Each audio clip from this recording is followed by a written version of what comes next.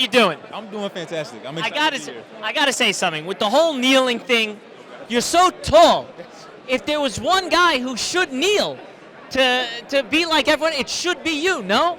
Well, there are guys that are taller than me, and they decided to kneel, but that was funny. Any advice for someone like me, much shorter man than you? Just general living advice, life advice, cabinet reaching, anything, just anything. Enjoy the movie. Enjoy the movie. I'm excited to be here and excited to see everybody and just looking to enjoy the movie. You're not going to be in the front row, right? They put you in the back? I hope not. I hope then we wouldn't be able to see. Exactly. Since you're now expert on the transgender, do you see anyone here tonight that maybe you have like a trans radar, like they know maybe they might be transitioned on their way? Is this your way of telling me that you are transitioning? Is it? Well, you probably could see it before I could. And what I've learned is you can't tell. It's like these days you never know. You could Sure. be talking to a walrus. So tell me about your role in the movie. Good to see you again, brother. Okay, do in New York. I'll come. You still in the same location? Yeah. All right, he's an asshole. Don't. Totally. Fuck that guy. I completely agree. No, I mean sleep with him. No, I'm kidding. So he's listen. So tell me about your role in the movie. Okay, so I haven't seen it yet. Okay. Don't spoil anything. You were totally spoiled. Okay. It's a Western. Does Stop. that give it away? Yeah. Okay, well, I played. I don't even want to. I just want to know what's it's rated. I don't know. I don't listen to ratings. All But right. I'll tell you Tell what me. I play. I play the oldest profession on the planet. I'm a capitalist. I'm a prostitute. Okay. Yeah. By the way, there's some good places in New York. Not prostitution, but like get a good lap dance. Okay. Fair enough. That's wonderful. No, we went to my friend's bachelor party, Oh, okay. and it wasn't bad. Yeah. I'm a comedian. I'm not at one of these press outlets. Yeah. I think you're really funny. That's so It's the Emmys, right? Yes, totally. It's the Emmys. I get out of here. Okay, bye. Kudos, and why I'm here is to support Daily Wire, who supported an actress who was wronged by this Hollywood establishment indoctrination process. So thank you. And you know why I'm here? Well, I'm of here. course. No, I'm here to support Rob Schneider, supporting the Daily Wire. So That's there you great. go, yeah. And I'm here to support you guys supporting me. It's not just a movie, it's this whole countercultural moment. It's a moment. It is. It's the beginning of replacing Hollywood and appealing to the audiences and to the artists that they've intentionally excluded. And just how wasted are you? Hey, Spencer. So nice to meet you, brother. So I have a podcast. It's called Young Heretics, and it's about the great works of the West. What top 3 westerns? Oh, well, so when I say the West, I mean like ancient Greece and Rome, for me. But I know that's what you think. real life. But I'm thinking westerns. I'm sorry. Hey, you guys are like real actors.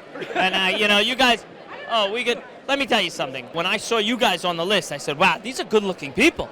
Because they gave us a printout, right? And you were really the only two decent-looking people. I wore my hat tonight, so you have Johnny Whitworth hair. If anyone knows who he is, like you who's- have fantastic hair. Thank you. You want to touch it? This is the best hair in town, huh? Thank you. Did you guys ever see Encanto? 100 times With our kids. With our 3 kids. I have a niece, and she made me watch it. I cried. So it's so good. Encanto's sick. You seem like the sensitive type. I'm a very sensitive guy. I can see in your eyes. That's a beautiful. All right, guys. Yeah. We were just getting to know each other. What's a good keto bar? Because I do keto. You can't. Stay away from keto. It's a fad diet. The number one killer of men and women is heart disease, and it's a foodborne illness, and it comes from eating animals and animal products. Your life in 3 words. Stay away from keto, right? Okay. See terror on the prairie. I don't like to talk in negatives. I like Fine, to talk positive. fine. Like, what are we going to actually do? Fine. Adopt Plants. adopt a lot of plants. That's Adopt many words. plants. Yes. Hey, con man? Are you in the movie? I'm not. I don't look the part, so. You could have been in it. That's true. Why, a lot of maybe there were Asians by the prairie. Yeah, making the railroads, You guys engineered them. Now, John, I text you often. Sometimes you don't text me back. I want to set the record straight. I got 45 seconds. Yeah, no, look, I've blocked you a few times. I have to say I'm a little intimidated. You're like the real A-list guy. Wow. I typically call myself a Q-list actor, but I'll take There he is, Tyler, my local man. How you doing, brother? Good to see you. Yeah, I was playing Gina Carano, so I did a lot of hair and makeup. No, it was great. It was awesome because just like you, I make videos on Instagram, and I've been acting for 17 years. You're so good. Daily Wire saw some of my videos and gave me an audition, and that's it. Are you the star? You're Gina. No, I'm not Gina. I'm a fan. I'm a fan of Gina. But you would be if you could be. If you could switch places for a night. Oh yeah, I would love to be in Terror on the Prairie. Yes, I would love to lead the movie. Did you ever see Miss Saigon? Yes, I love Miss Saigon. Would you have tried out for that, like the lead role in that? Well, no, because I'm not the right race. No. Fauci walking into the cabin. So first of all, I notice Gina is not socially distanced from her 3 kids.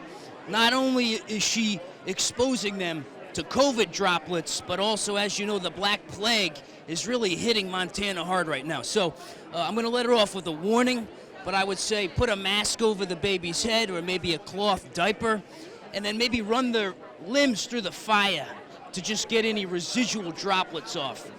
Other than that, stay safe and keep at least 4 to 5 miles away from your neighbors. Congratulations on all your success. Thank you. How did you get started? I was a professional actor for 10 years in Los Angeles. Oh, wow. So I lived and breathed a very woke industry, and I love entertainment and I love storytelling.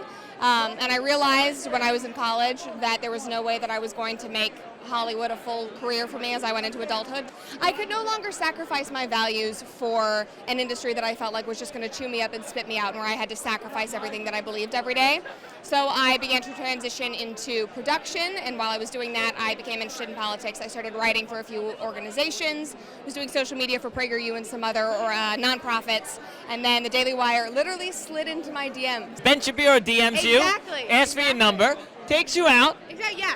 Wines and dines you. Wines and dines, kosher, glot. Exactly. Do you want to do a show? I was like, of course. Do you want to move to Nashville? And in 10 days, I was here. Wow. Katie, wow. I read so much of your work. Oh, thank you. Town Hall.